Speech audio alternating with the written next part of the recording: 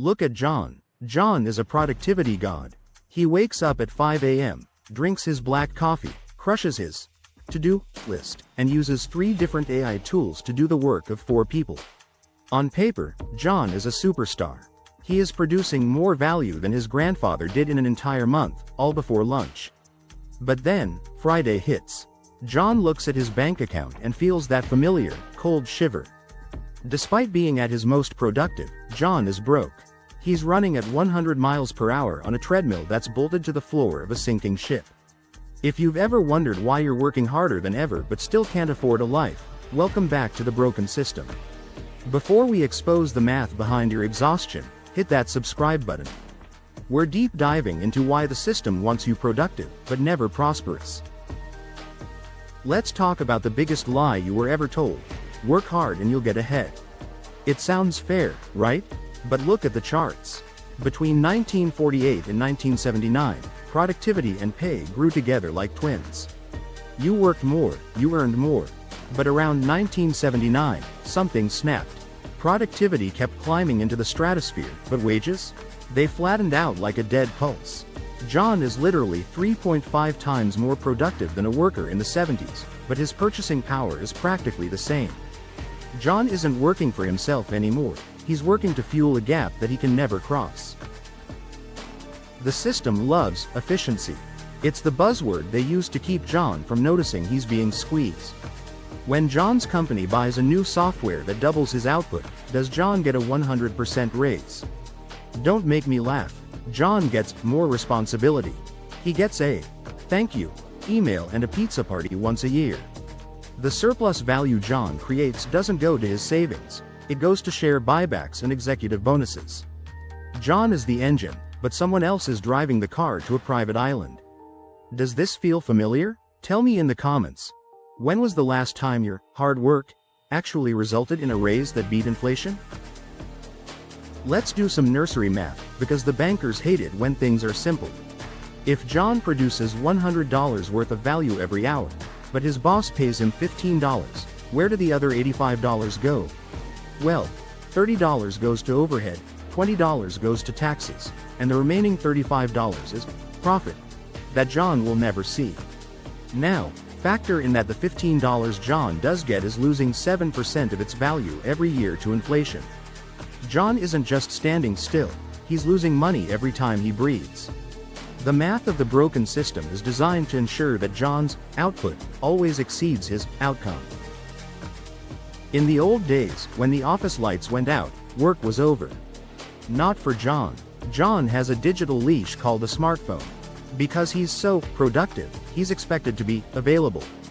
The system has successfully colonized John's sleep, his dinner time, and his weekends. He's producing data, answering emails, and staying ahead 24/7. This constant on state creates a permanent haze of burnout. And what do we do when we're burnt out? We spend money on convenience to survive. We pay the exhaustion tax. John is too tired to cook, so he pays a 30% markup on a delivery app. He's too stressed to plan a budget, so he pays for a convenience subscription he forgot to cancel 6 months ago. The system makes John so productive at work that he has zero energy left to be productive for himself. This is the masterstroke of the broken system. It extracts your labor at a discount, then sells you relief from that labor at a premium. It's a closed loop, and John is the battery. Are you paying the exhaustion tax too? What's the one convenience you know is a rip-off but you're too tired to stop? Treadmill and AI now. Let's add AI to the mix. John thinks AI will make his life easier. I'll get my work done in half the time, he says. Oh, John, if you do your work in half the time, the system won't give you the afternoon off. It will give you twice as much work. In the broken system, increased efficiency never leads to more leisure, it only leads to a higher baseline of expectation. We are producing more content, more code, and more products than at any point in human history, yet we have less time than a medieval peasant. Let that sink in. While John's productivity went up, the cost of the ground beneath his feet went up even faster. In 1960, a house cost about 3 times a worker's yearly salary. Today, it's closer to 8 or 10 times. John is working at peak human efficiency, but he can't outrun the cost of shelter. The system has turned a basic human right into a speculative asset. John is working harder to pay a mortgage to a bank that created the money out of thin air to lend to him. It's a magic trick where John is the only one not in on the joke. Scene 9. Dialogue with the void. I want to ask you something, and I want you to be honest. Do you feel like you're actually getting ahead, or are you just managing the decline? Because the system wants you to think it's your fault. It wants you to buy another productivity planner or a faster laptop. It wants you to blame your poor time management instead of the 40-year wage stagnation. John is currently staring at a self-help book while his bank account is in the red. The irony is thick enough to choke on. Since wages haven't kept up with productivity, how has the economy stayed alive? Simple. Debt. The system replaced John's missing wages with credit cards and student loans. Instead of paying John what he's worth, they lend him the money he should have earned, and then they charge him interest on it. It's the ultimate scam. John is literally paying the system for the privilege of spending the money he already produced. They love to call John's generation lazy.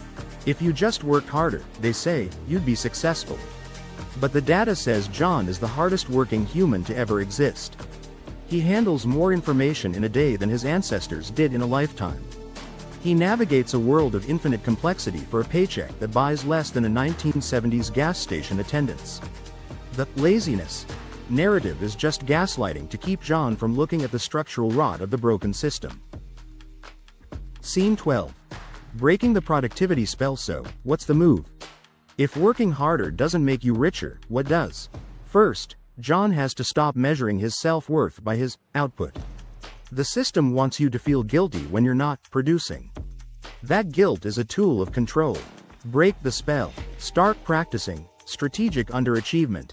Do exactly what you're paid for and not a drop more. Redirect that stolen energy back into your own life, your own health, and your own community.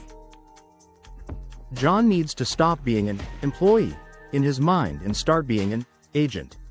If the system won't give you the surplus value you create, you have to find ways to keep it. Whether that's through side assets, local bartering, or simply refusing to pay the exhaustion tax. The moment you stop trying to win a rigged game is the moment you actually start winning. The system is at an all-time high of productivity, and it's at an all-time high of theft. You aren't broke because you're lazy. You're broke because you're the most efficient victim in history.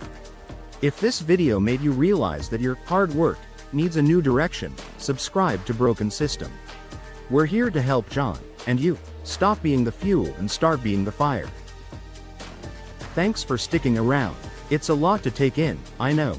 But once you see the treadmill, you can choose to step off. Check out our other video on why the middle class was a temporary glitch in the system. Stay sharp, stay skeptical, and for the love of God, stop checking your work emails at 11 p.m. See you in the next one.